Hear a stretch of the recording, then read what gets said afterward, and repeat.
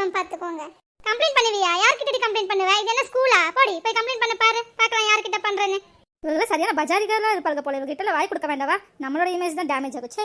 ஏ pink sorry, நாங்க அவள்கிட்ட தானே பேசிட்டு இருக்கோம். நீ ஏன் நடுவுல வர? உன்ற வேலைய பார்த்து நீ வாய் மூடிட்டு நில்லு. ஏன் நடுவுல வந்து நீங்க தனியா புடிச்சிட்டு போவீங்க? முதல்ல வந்து நாங்க நின்னுட்டே இருக்கணுமா என்ன? அது எப்படி விட முடியும்? அதெல்லாம் விட முடியாது.